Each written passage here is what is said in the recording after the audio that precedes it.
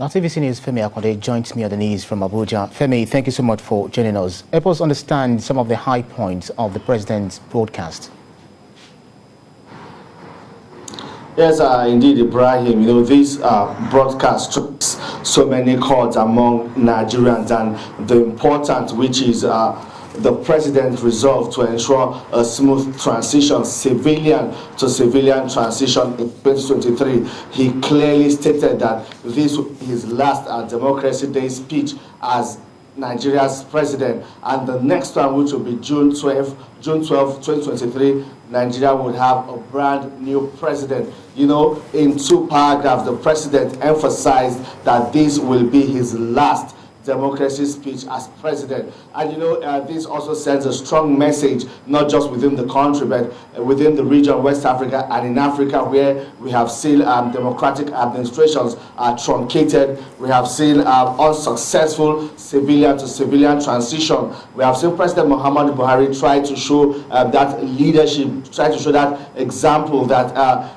democracy and the tenets of good governance should be preserved in Africa and indeed the sub-region. We have seen him play that leadership role in ECOWAS. We have seen his intervention in Mali, in Chad, in the Republic of Guinea, where democratic governance have been truncated. We have seen President Muhammad Buhari different international fora insisting that democracy should be enshrined in Africa, and he says that this is the only way to give the people a sense of belonging. So in putting that in in his democracy speech, further re-emphasizes the president's commitment to the strengthening of democracy and institutions in Nigeria. We also hear the president express his concern about the state of insecurity. It's been really and indeed the president is concerned.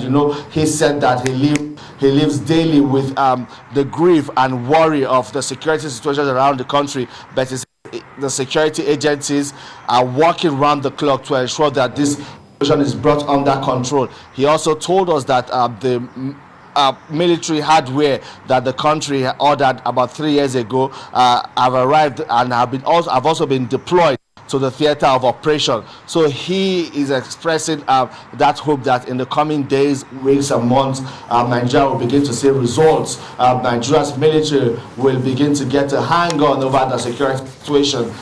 Probably citizens, especially those in especially rural dwellers in all of these communities that are constantly under attack, will get a reprieve. Right. So Femi, quickly talk to us about how the president's speech reflected the just concluded primaries of different political parties.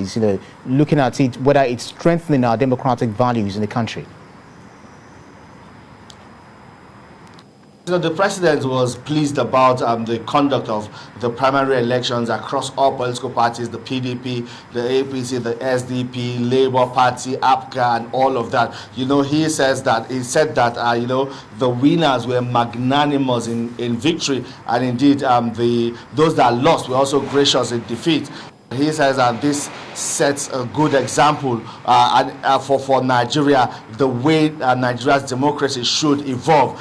He says Nigerians should also draw a lesson from the conduct of the June 12 election, which is adjudged to be one of the most free, fair and credible in Nigeria's history, that produced MKO Abiola, who the president described as one of the heroes of Nigeria's democracy. Right. Well, he says that it also showed that most of the engagements were issue-based, not just noisy quarrels between politicians and political parties. And indeed, if you look at also with the signing of the Electoral Act, also shows that Nigeria's democracy and indeed the conduct of elections is beginning to evolve. And the president is pleased with that and says it shows that Nigeria is on that track to national growth and recovery. Right. Thank you very kindly, Femi Akande, for making us understand some of the things that the president mentioned in the presidential broadcast. Thank you.